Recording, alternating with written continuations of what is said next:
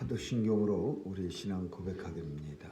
전능하사 천지를 만드신 하나님 아버지를 내가 믿사오며 그 외아들 우리 주 예수 그리스도를 믿사오니 이는 성령으로 잉태하사 동정녀 마리아에게 나시고 본디오 빌라도에게 고난을 받으사 십자가에 못 박혀 죽으시고 장사한 지 사흘 만에 죽은 자 가운데서 다시 살아나시어 하늘에 오르사 전능하신 하나님 우편에 앉아 계시다가 저리로서 산 자와 죽은 자를 심판하러 오시리라. 성령을 믿사오며 거룩한 공회와 성도가 서로 교통하는 것과 죄를 사하여 주시는 것과 몸이 다시 사는 것과 영원히 사는 것을 믿사옵나이다. 아멘.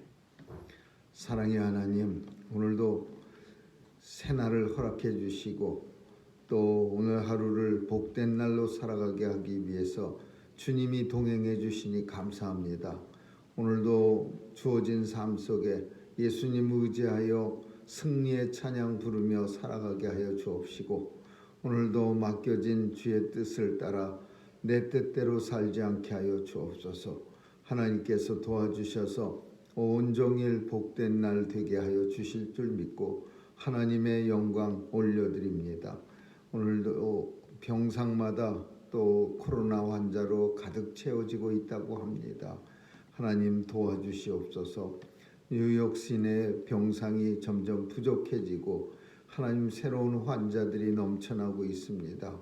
도와주셔서 이 코로나로부터 주의 백성들 안전하게 지켜주시고 또 하나님이 주셨던 그 은혜가 다시 한번 이 땅에 회복되게 하여 주옵소서. 온 세상에 하나님의 공의와 사랑과 정의가 넘치는 날이 도래할 수 있도록 주여 역사해 주옵소서. 하나님 아버지, 오늘도 하나님의 백성들 삶 속에서 주의 영광 드러나게 하시고 세상에 하나님의 징조로 살아가는 우리를 보며 주님 앞으로 나올 수 있도록 그런 여건이 되게 해 주옵소서.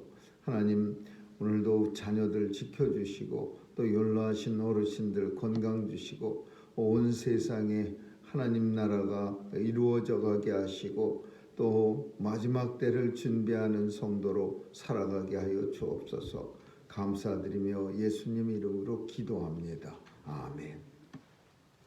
찬양 117장 부르시겠습니다.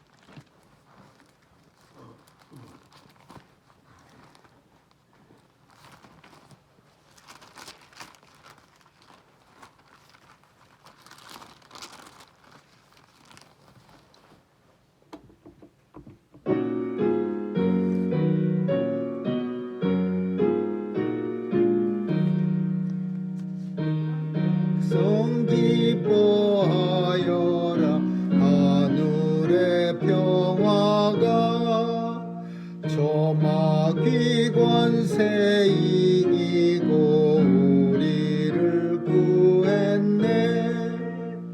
구세주의 탄생하심다 함께 기리세. 오 기쁘다 반가운 소설 주 오셨네. 이 땅 위에 평화 내리시네. 양치는 목자들에게 한 천사 나타나 전해주는 이 소식은 세상 대속다. 하나님의 독생 성자 탄생하심이라. 오 기쁘다 반가운 소식 주 오셨네. 이 땅이 평화 내리시네. 그 천사가 말하기를 무서워 말라. 동정녀의 몸을 빌어 주 탄생하셨네. 높은 곳엔 주께 영광 땅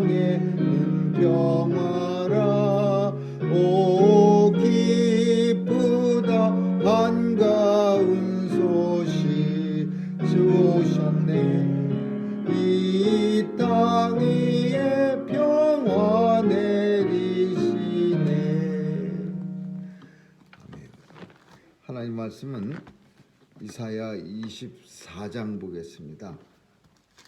이사야 24장 1절에서 13절까지 보겠습니다.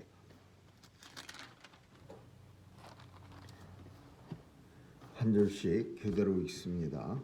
여호와께서 땅을 공허하게 하시며 황무하게 하시며 뒤집어 엎으시고 그 거민을 흩으시리니 정성과 제사장이 일반일 것이며 종과 상전이 일반일 것이며 비자와 부모가 일반일 것이며 사는 자와 파는 자가 일반일 것이며 취급하는 자와 채용하는 자가 일반일 것이며 이자를 받는 자와 이자를 내는 자가 일반일 것이라. 땅이 온전히 공허하게 되어 온전히 황무하게 되리라.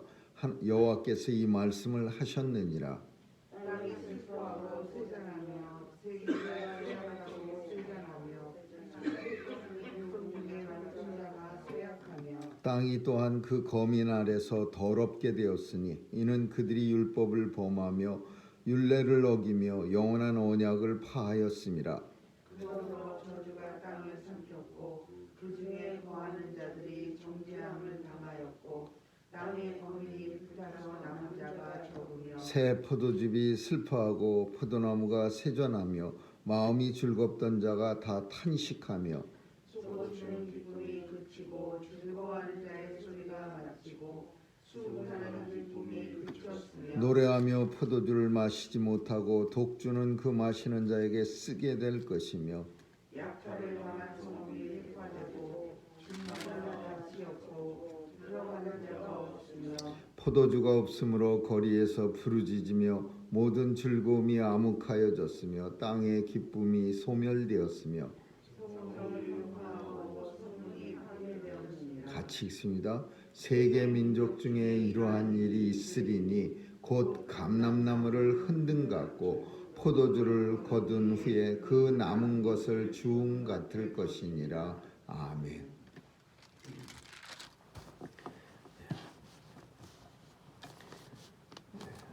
성경은 현재를 말씀하시기도 하지만 또 다가올 도래할 미래에 대해서도 한 사건을 통해서 같이 우리에게 말씀해 주고 있습니다. 오늘 본문도 마찬가지로 곧 있을 이스라엘의 마지막 대환란을 말하기도 하지만 그러나 온 인류에게 임할 대환란 마지막 심판날을 예시해 주고 있는 겁니다. 그래서 오늘 본문 속에 이 심판날에 대해서 성경 속에서 많이 나오지만 특별히 이사야서 이는 하나님이 말씀하신 바니라 이사야에게 주신 마지막 날의 모습은 크게 네 가지 정도로 우리가 살필 수 있습니다.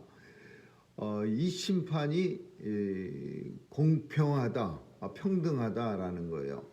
모든 사람들이 그때에는 특별히 이사야서의 그 공평하는 것을 표현하고 있는 것 중에 백성과 제사장이 일반일 것이며 종과 상전이 일반일 것이며 종하고 상전은 우리가 하늘과 땅입니다. 그리고 우리가 지금 생각할 때는 종이 어디 있고 상전이 어디 있겠느냐 이렇게 생각하지만 이사야 선지자 당시의 종과 상전의 신분 차이라는 것은 어마어마한 겁니다. 상전이 종한테 죽어 그러면 죽어야 되는 그런 차이가 나는 거고 백성과 제사장의 차이도 마찬가지입니다.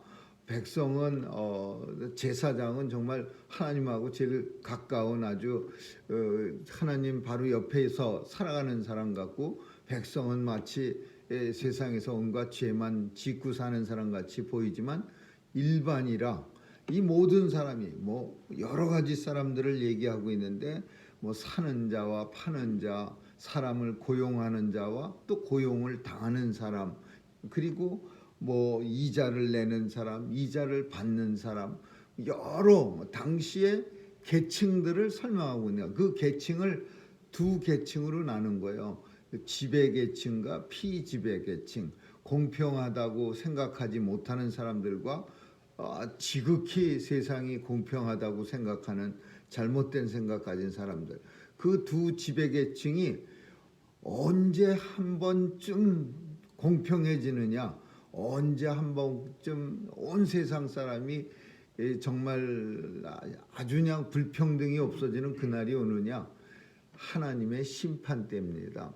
하나님의 심판때를 제외하고는요, 세상에는 불평등이 어쩔 수 없이 존재하는 거예요. 역사가 시작되면서 어쩌면 불평등은 존재했을 겁니다. 뭐 집에 과일 나무가 많은 집 사람하고 그냥 맨날 들판을 헤매면서 과일을 하나라도 땅에 떨어진 거라도 주워 먹으려는 사람하고 평등하겠습니까?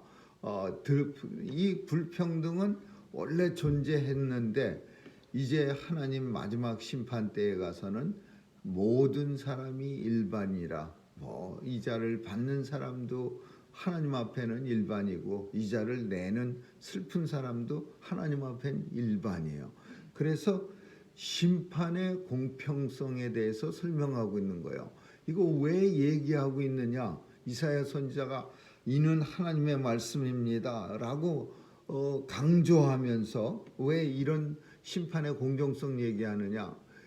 이 잘못된 사람들이, 항상 잘못된 사람들이 이스라엘 백성들, 특별히 선민의식에 도취돼 갖고서 세상이 다 망해도 나는 안 망한다 이거예요. 왜? 우리는 하나님의 백성이기 때문에, 나는 하나님의 백성이다. 지금 우리가 어제 살핀 것처럼 두로와 시돈까지 이스라엘한테 한 번도 직접적으로 공격을 해오거나 뭐 이스라엘을 갖다가 뭐 무력으로 어떻게 뭐 전쟁에서 포로를 노예로 삼았거나 그런 적이 한 번도 없는 두로와 시돈까지 멸망당했어요. 그러니까 결국 이스라엘 편에서 보면은요, 두로와 시돈이 멸망당했다는 얘기는 모든 나라가 다 멸망당했다라는 거예요. 이스라엘을 침략했던 아수르도 멸망당하고 바벨론도 멸망당하고 모압, 암몬, 에돔, 뭐 주변에 블레셋 다 멸망당하고, 그러면 결국은 전부 멸망당한다 이거야. 세계가 다 멸망당한다. 근데 그 중에서 특별히 멸망당할 때 나는 아니야 라고, 이런 멸망의 와중 속에서도 아직도 정신 못 차리고 있는 지배계급, 선민의식으로 가득 차 있는 바리새나 뭐 제사장이나 이런 사람들한테도 모든 사람이 일반이라 하나님의 심판이 이 땅에 임할 때 정말 공평한 심판이 이루어진다. 이 공평한 심판의 기준은 있죠. 물론 우리가 잘 아는 것처럼 누가 예수 그리스도를 얼마나 열심히 믿었으며 또 얼마나 열심히 예수님의 말씀대로 살아가려고 노력했는가. 아마도 이게 이 땅에서 심판 때에 하나님의 기준이 될 겁니다. 이 기준은 모든 사람에게 공평하게 적용되는 거예요. 두 번째는 우리가 생각해 볼 게 많이 있어요.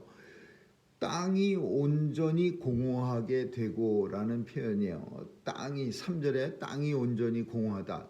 온전히 공허하다라는 표현이 조금 잘못됐죠. 온전하다는 말은 우리가 좋은 뜻으로 종종 사용해요. 온전한 사람, 온전하다. 근데 완전이라는 의미를 가진 거죠. 완전히 공허해. 이 완전히 공허하다는 표현을 어디서 또 우리가 볼 수 있냐면, 천지 창조하실 때 땅이 공허할 때, 그때 완전한 공허였어요. 하나님 질서가 없는 상태라는 거예요.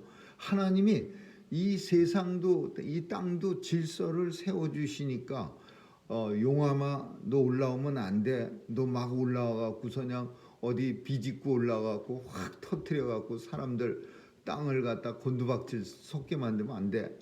바닷물아 육지와 경계를 분명히 했으니까 여기 넘쳐오면은 사람들 많이 죽어서 안 돼. 이게 질서예요. 하나님이 세상을 운행하시는 질서. 근데 천지 창조의 창세기 1장에 보면 세상이 온 세상이 공허한 거예요. 카오스야, 혼돈과 공허.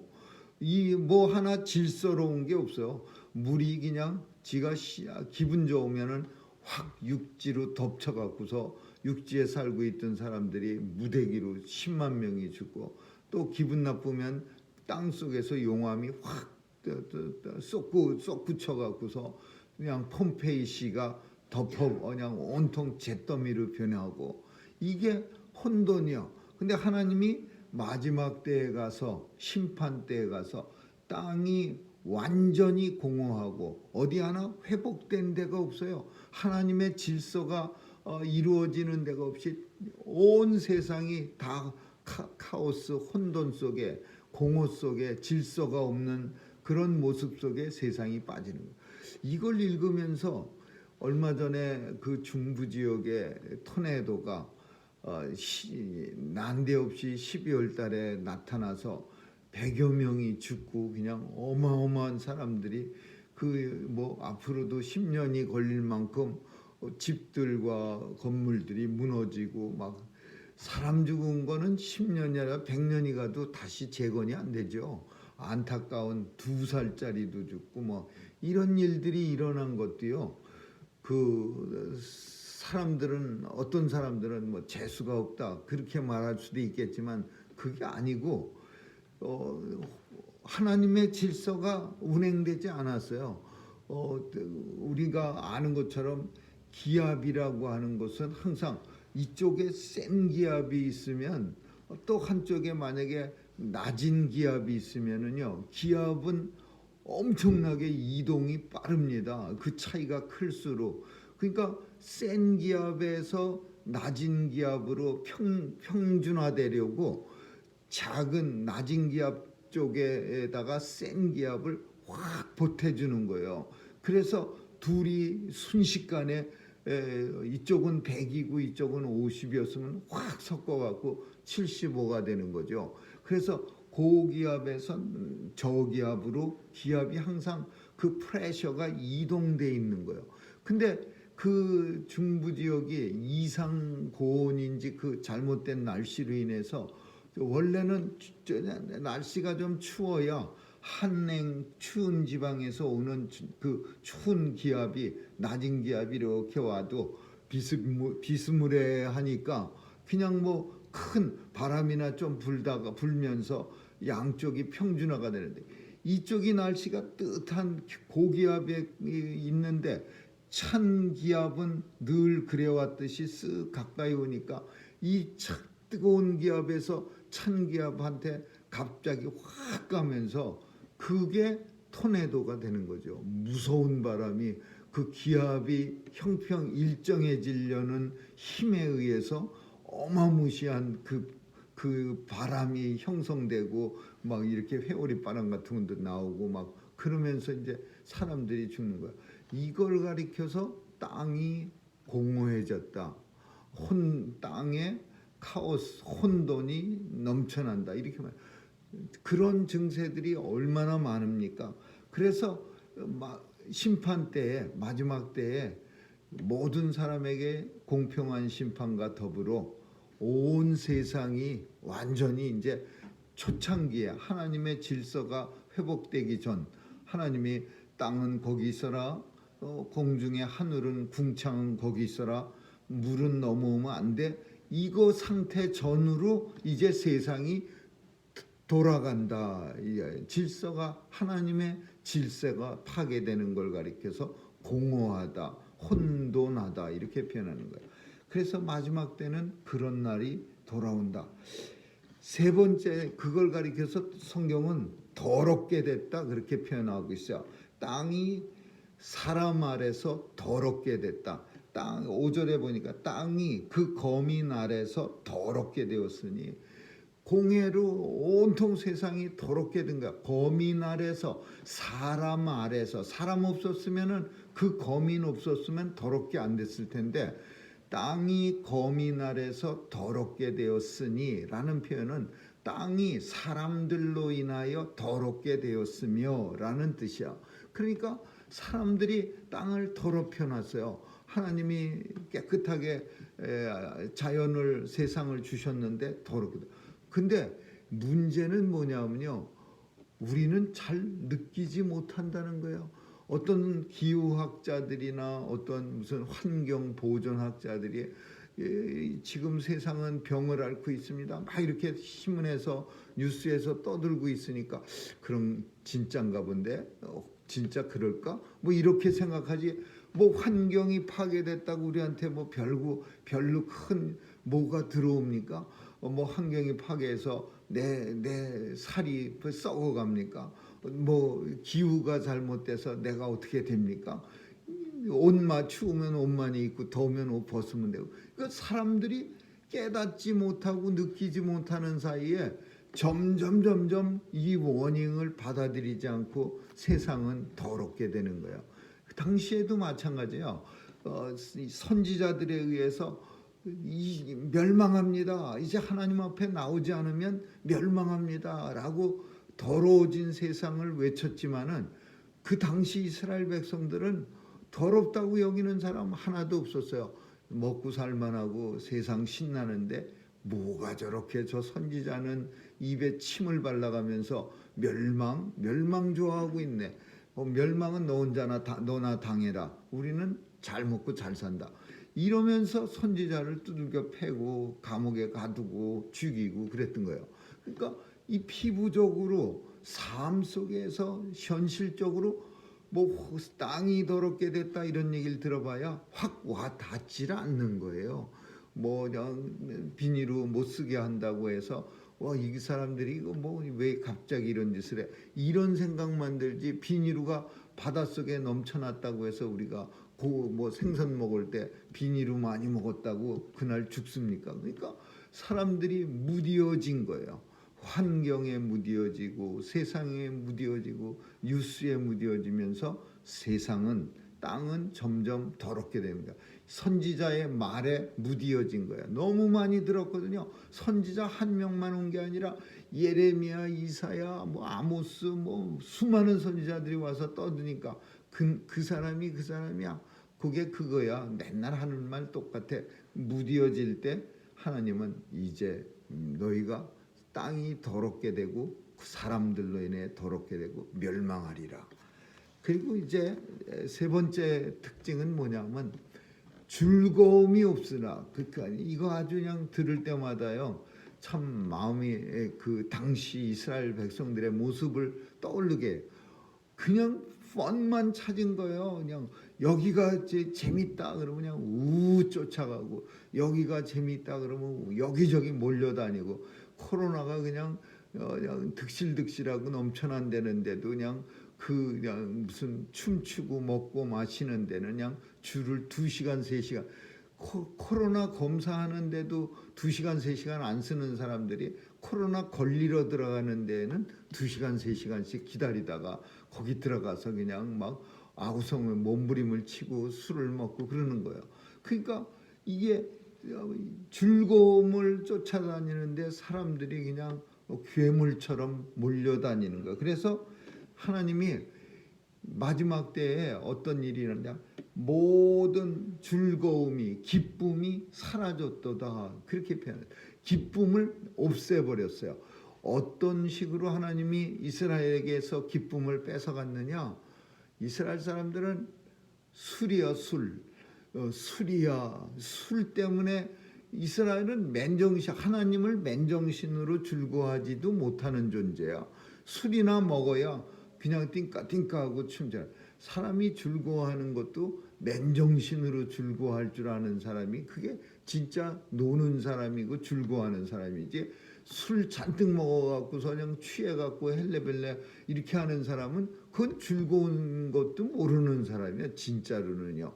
그런 즐거움은 그건 싸구려 즐거움이요. 술 없으면 못 노는 거예요. 즐겁지도 못하고. 그러니까 오늘 본문에 이스라엘 백성들이 싸구려 즐거움에 푹 빠진 거예요. 술만 맨날 먹어야 즐거워할 줄 아는 사람들. 포도주를 갖다가 그러나 내가 싹 걷어간대요. 포도주를 갖다가 그냥 없애버리는 거예요. 하나님이 포도주 없애는 거 쉽지요. 비 안 오게 하고 땅 말라 빠지게 하면은 포도주 열매 안 나는 거죠. 그러면은 즐거움이 이 세상에서 없어지리라. 노래하며 포도주를 마시지 못하고 그리고 독주를 마시는 자는 쓰게 될 것이라. 이렇게 표현했는데 이게 무슨 표현이냐면요. 하나님이 포도주 못 마시게 하면 어떻게 해요?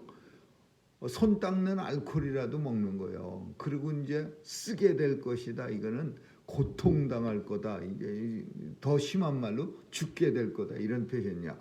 요즘도 마찬가지예요. 술 못 먹게 하면은 어떤 사람 그 감옥 같은 데서는 진짜 손 씻는 알코올에다가 상처 소독하는 알코올에다 뭘 타갖고서 술처럼 이렇게 조금씩 마시는 그래갖고 취하는 느낌을 갖는 그런 것도 있답니다. 그러니까 이 포도주 못 마시게 하니까 어떤 사람들은 그 술을 잊지 못해갖고 독주를 마시는 거예요. 독주를. 근데 그 결과는 쓰게 될 것이라. 비참하 아주 그냥 고통당할 것이다. 그런 뜻이야. 그리고 이제 마지막에 가서 우리가 읽은 보면은 세계 민족 중에 이런 일이 있으리니 무슨 일이냐? 곧 감람나무를 흔듦 같고 포도를 거둔 후에 남은 것을 주움 같을 것이니라. 이거 무슨 뜻으로 이게 그 당시에 이사야 선지자가 살던 시대의 상황 속에서 해석해야 되는 거예요. 영적 해석은 일단은 먼저 그 당시의 상태 속에 왜 이런 말을 어떤 상태를 보고서 이렇게 이런 문장을 사용했나? 감람나무를 흔든다는 것은요. 감람나무를 아주 잘 익은 감람나무를 딸 때 이걸 흔들었었다는 거예요. 그래갖고 왜 그러냐면 잘 익은 게 떨어지게 만드는 거예요. 잘 익은 게 강제적으로 따면 덜 익은 게 떨어질 수가 있으니까 조금 방식이 농사 방법이 무식하지만은 잘 익은 감람나무를 구별하기 위해서 흔드는 거예요. 그러면 신나게 흔들어요. 계속해서 흔들어대면은 어떻게 돼요? 마지막에는 감람나무 대개가 주렁주렁 열리고 얘네들은 뭐가 고장나서 아무리 흔들어도 떨어지지 않는 감람나무가 이제 주렁주렁 매 있어요. 우리는 이걸 가리켜서 옛날에 어른들은 까치밥이라고 했어요. 감나무를 마지막까지는 안 따갖고 몇 개 남겨놓은 거를 그냥 너무 높아서 못 따는 거예요. 실제는. 근데 그거를 갖다가 좋은 말로 너무 높아서 못 따 그거보다는 그냥 까치를 위해서 남겨놨지. 까치밥이야. 이렇게 말하는 거예요. 감람나무도 마찬가지야. 흔들다 안 떨어지는 게 있어요. 꼭대기에 대게 달려 있어. 그러니까 뭐 까치 주려고 남겨놨지. 그 포도나 그러면 포도는 무슨 뜻이냐? 본문 속에 포도를 거둔 후에 남은 것을 주는 이게 어디서 많이 듣는 거 아니에요? 포도 이제 이거는 이삭 줍는 사람들의 목이야. 가난한 사람들의 목이야. 포도 좋은 거 다 따고 나서 이제 그 비실비실한 먹으면 그냥 맛도 없고 쓰고 그런 것들 그게 이제 떨어지면요. 그 율법으로 과부와 고아들에게 그거는 그냥 남겨두게 돼 있어요. 그리고 들짐승에게까지도 배려하게 돼 있어요. 그럼 그거 줍는 거야. 썩어서 막 말라서 비틀어진 거, 맛없는 거, 돈 없으니까 그거 주워 먹는 거야. 이거 무슨 뜻이야? 모든 세계 민족 중에 이런 일이 일어날 것이며 이런 일이 일어나 엄청나게 그 감람나무가 희귀해진다는 거, 없어진다는 거. 포도, 감람나무 맨날 먹는 겁니다. 감람류도 맨날 일상에서 피어 흔히 쓰는 물건들이야. 금덩어리가 없어질 것이며 은덩어리가 없어질 이게 아니고 맨날 공급받던 것들이 없어질 것이라. 그러니까 물자가 귀해진다. 마지막 때는 이렇게 표현할 수 있는 거죠. 그러니까 하나님의 심판의 마지막에 가서는 점점 일상에서 쓰던 감람 열매 같은 거 혹은 포도 열매가 포도 송이 같은 게 그거 맨날 먹던 거예요. 안양 입에 신물이 나도록 먹었었는데 그거조차 먹기가 없네 힘드네. 이런 때가 모든 민족들에게 오리라. 그때가 언제야? 대심판의 날에, 환난의 날에, 예수 그리스도가 이 땅에 심판주로 오실 그날에. 그러니까 이 말씀을 이렇게 생각해 보면요, 점점 풍요로움도 이제 점점 지나가고, 이제 그 주님이 오실 때쯤 되면은 그 맨날 먹던 감람나무 열매도 못 먹는 날, 뭐 어떤 때는 맨날 옛날에 너무 흔해서 못 먹던 거 너무 비싸져서 못 먹을 때가 점점 생기고 있는 것 같아요. 그러니까 옛날에는 입에 진짜 신물이 나서 저걸 누가 먹어 그랬던 것도 이제 아쉬운 때가 오기 시작하는 거예요. 그래서 그때가 되면은 하나님의 심판의 날이 머지 않았네, 그렇게 생각하라라는 거죠. 이스라엘 백성들에게 대환란의 날이 가까웁니다. 준비하세요. 대환란 날이 가까웠으니까 그냥 너희들 다 힘들게 살아봐라 한번, 이런 의미는 아니죠. 선지자가 이 환란 날을 선포하는 거는요, 신나서 선포하는 게 아니에요. 너무 안타까워서 선포하는 거예요. 이런 날이 가까워지니까 제발 좀 준비하세요. 근데 준비할 게 뭐 있어요? 그러면 감람나무 열매냥 뭐 사재기 하라 그거예요? 뭐 포도주를 갖다 없어지기 전에 그냥 잔뜩 집에 지하실에 가득 쟁겨놓으라 그 얘기야? 그거 아니죠. 본문 속에 말하는 이사야 선지자가 환난 날이 가까우니까 준비하세요라는 것은 예수님 잘 믿으세요라고 말하고 있는 거야. 예수 그리스도 외에는 심판대 앞에 섰을 때 우리를 판단할 수 있는 채점이, 점수가 없습니다라는 거예요. 모든 백성이나 제사장이나 공평합니다. 그때 가면은요, 우리의 시험 성적, 그 시험 성적을 보여드려야 되는데 그 시험 성적표가 예수님이 몇 점입니까? 라고 써 있는 거예요. 예수님이 59점입니다. 그러면 낙제예요, 낙제. 예수님 점수 75점입니다. 그건 별로 좋은 점수는 아니지만 합격. 이렇게 되는 거예요. 그래서 이사야 선지자는 이스라엘 백성들에게 공부하세요. 예수님에 대해서 공부 많이 하시고 예수님 더 열심히 섬기고 예수님에 대해서 더 가까워지세요. 더 많이 믿으세요라고 지금 미리 이스라엘 백성들을 너무나 사랑해서 이 말씀을 통해서 준비하라고, 시험 보기 전에 이렇게 준비하라고 이렇게 워닝을 주면은 좀 낫지 않습니까? 그래도 그런 경고라고 말씀합니다. 대환란 날을 임박한 이사야 선지자의 경고, 하나님의 말씀이죠. 물론 오늘 이 본문은 어쩌면은 또 우리 시대를 말하고 있는지도 모릅니다.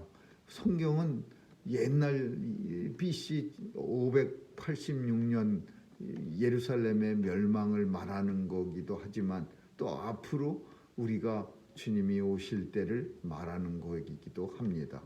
그래서 우리도 잘 예수로 준비하는 저와 여러분 되시기를 주님의 이름으로 축원합니다. 기도하겠습니다. 좋으신 하나님 감사합니다.